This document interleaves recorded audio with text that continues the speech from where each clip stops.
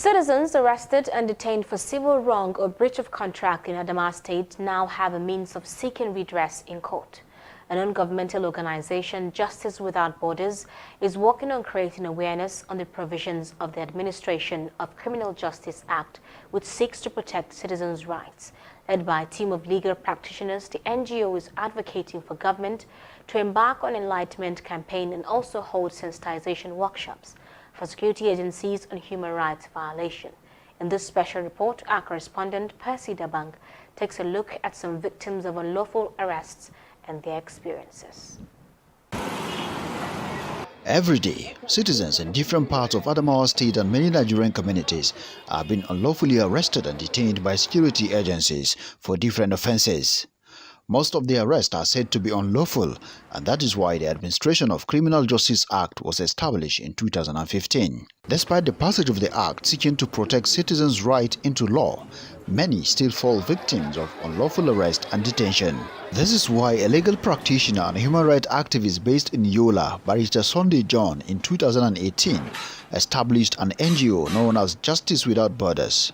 The NGO has since establishment assisted over 20 people who were unlawfully arrested, with over 5 cases on their waiting list. At times we get overwhelmed actually by people coming, at times you see most of these people, you find out that they are people that are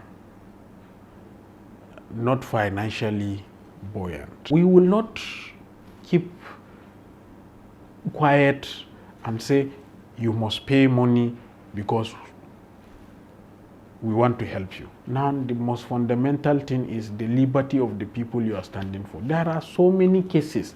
Some of them you might even think that it could only happen in the movies. One of the victims of such unlawful arrest and detention is an aluminium fabricator, Justin Bullos. I went to buy a breakfast to my children. Then they called me. They say, "Where am I?" I told them that I went to buy a breakfast.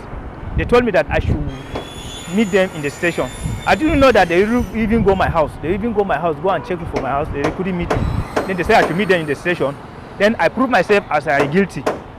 I don't even take any doubt or cheating anything from the engineer.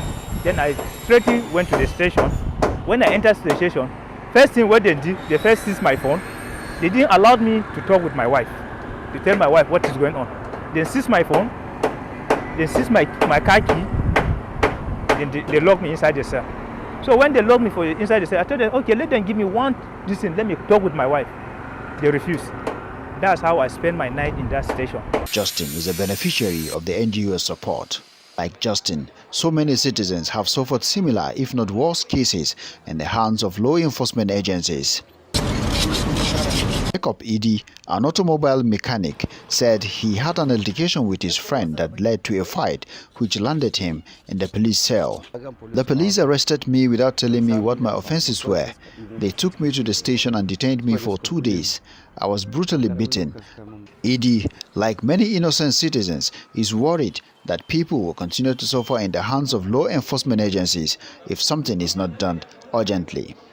Arrest of citizens for civil wrong or breach of contract is a total violation of their constitutional right as stipulated in the Administration of Criminal Justice Act 2015.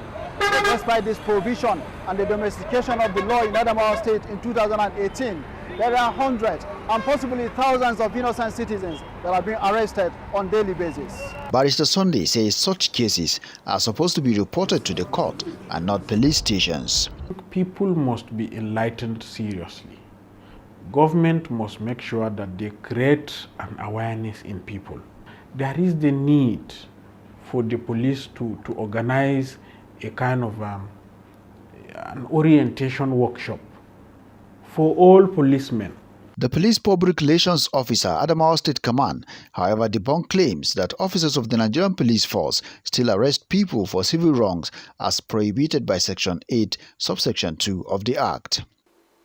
Absolutely, police will not go into civil matters because we lack jurisdictions absolutely to participate in that. When at least somebody approached the police for maybe one thing and the other, and if police see reasons to mediate between the parties. What police normally do is just to invite the opponent. Police will now coordinate and advise them on how to go and reconcile themselves without the intervention of a third party.